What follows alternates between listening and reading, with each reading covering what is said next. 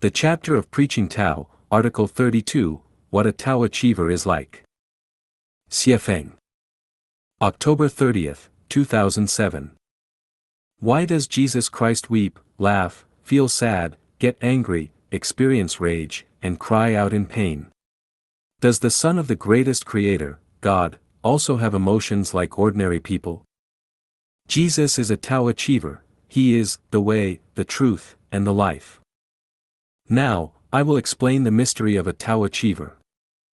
Tao is a spiritual, impartial, and highly sensitive, universal precision scientific reaction instrument.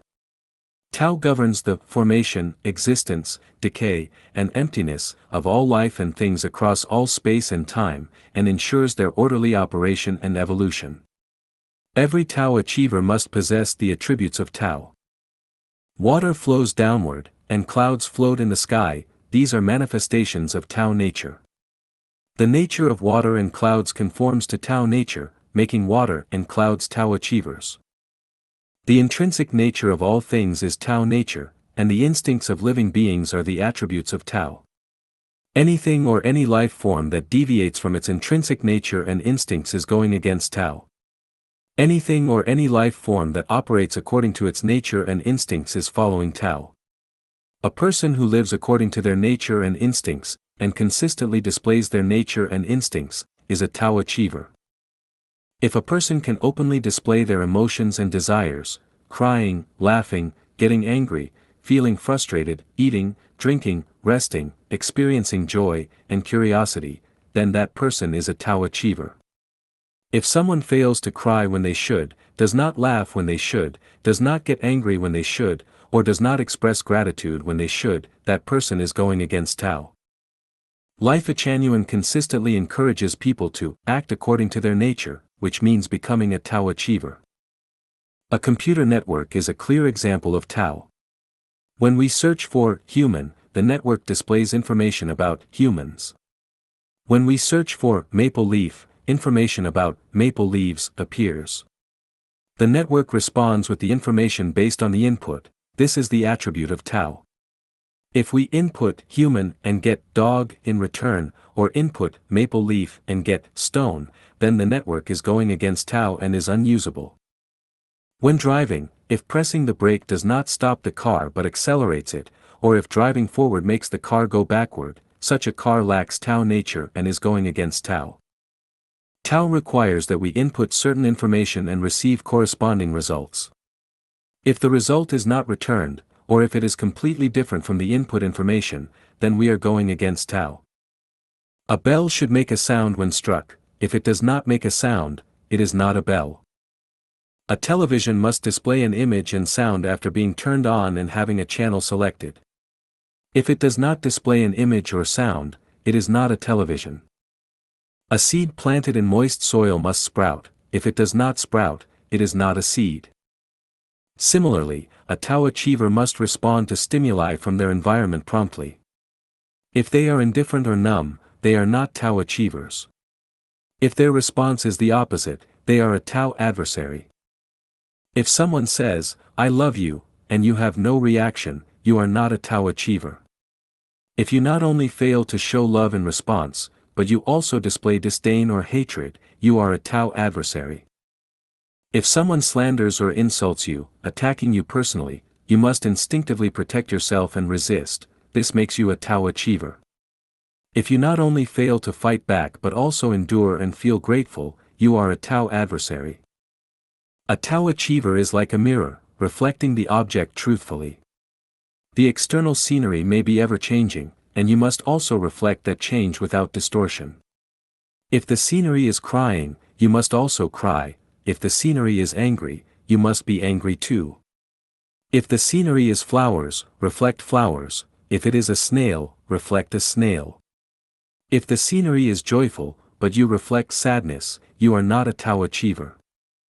A Tao achiever is essentially empty and does not possess love or hatred. The love and hatred exhibited by a Tao achiever are completely reflections of the love and hatred of the scenery.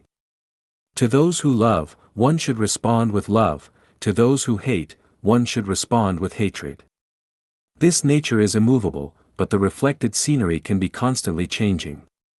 For example, if someone hates you one moment, you must hate them in return. If that person starts loving you the next moment, you must love them as well. If the object engages in deceit, you must also engage in deceit. If the object plays tricks on you, you must also play tricks on them. Whatever the object brings, you must match it. If the object's thoughts are chaotic, yours must also be chaotic. If the object's thoughts are clear, yours must be clear too. If the object is divine, you must also be divine. If the object is a scoundrel, you must also be a scoundrel. This is how you become a Tao achiever. This means that a Tao achiever must be ethereal, without personal opinions or biases. They cannot judge based on their own wisdom and cannot be suspicious. If someone says they love you and you think, is this person deceiving me or has some ulterior motive? Is there a trap? Then you are not a Tao achiever. People often adhere to the belief, how should one handle being slandered, deceived, insulted, laughed at, belittled, demeaned, or cheated? Answer: tolerate it, yield to it, avoid it, let it be, endure it, respect it, and ignore it. Look at it in a few years. This outlook on life is contrary to the Tao. It is not the attribute of a Tao achiever but rather a cunning application of one's own intellect. Because you did not faithfully reflect the characteristics of the object but instead distorted and inverted them, such as respecting a deceitful person, the object believes their deceitful behavior is correct and will continue to deceive even more. This ultimately harms not only others but also the deceiver themselves. In a few years, the deceiver will inevitably face misfortune, but the cause of this result is that you did not faithfully reflect the object. By showing respect, you facilitated their deceitful actions, reinforcing their bad traits. You indulged and pampered them. Therefore, the fault lies not with the deceiver but with you, the one who goes against the Tao. Failing to reflect the facts accurately is a detritus of Chinese culture. This is cleverness, not great wisdom, it is a self-serving value system. Being wise for self-preservation and failing to be realistic, forcing a smile when you should cry, showing sadness when you should be joyful, pretending to dislike something you actually like, and showing affection when you really don't care, are all going against Tao. A Tao achiever is not like this. Those with deep, hidden motives are not Tao achievers. A Tao achiever is like an innocent child, displaying all emotions clearly on their face. They have no vanity, do not pretend, and lack moral judgments. They do not use their personal likes and dislikes to judge right and wrong, nor do they conform to societal standards. This is why Laozi emphasizes that a Tao achiever must return to the state of a baby, as Jesus said, to become like a child. The Buddhist concepts of precepts, concentration, and wisdom are contrary to the attributes of Tao. Precepts itself is a form of attachment and premeditation, distorting one's intrinsic nature. For example, if it is going to rain, trying to prohibit the rain is to distort the true nature of things. If one is very fond of something but represses their true nature, they distance themselves from Tao. In this situation, concentration becomes mere pretense, turning vibrant life into a lifeless corpse. The resulting wisdom is merely strategy and the strongest desires. Buddha Shakyamuni eventually recognized this problem, which is why he said, he did not speak a word, and, if someone says that the Tathagata expounds the Dharma, he slanders the Buddha. The Buddha is an enlightened one, not one who adheres to precepts, concentration, and wisdom. Buddhism has taken a very long detour, ultimately returning to the starting point. All Dharma becomes a raft to cross the river. Therefore, a Tao achiever must discard all Buddhist Dharma. If you still adhere to Buddhist teachings, you are not a Tao achiever who has crossed the river. There are two types of Tao achievers. One is a child who has not been tainted by worldly morals and values, and the other is someone whose wisdom is so profound that they have no trace of wisdom. Interacting with a child is interacting with Tao. To learn Tao, one must learn from nature, mirrors, and children, not from wise people. The beginning of this text mentions that a Tao achiever displays their intrinsic nature and instincts, which might lead to misunderstandings and excuses for wrongdoings.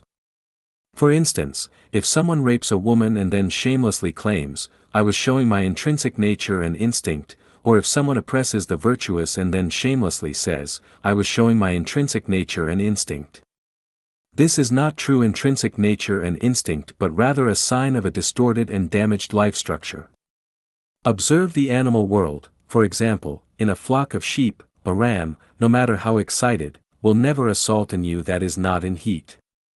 A Tao achiever will never impose their will on others. The mind reveals itself in response to events, and without stimuli, they will not create disturbances. A Tao achiever has no eternal enemies or friends, no eternal love or hatred, no fixed laws or forms. They must be ethereal, holographic, immovable yet ever-changing. What they reflect is not themselves but the myriad phenomena and objects. To see one's true material form, one should look in a mirror. To see one's true non-material form, one should understand the information reflected back by the Tao achiever. In short, to achieve Tao, one must forget oneself and faithfully reflect the truth. A person who has no self but faithfully reflects the truth is a Tao achiever.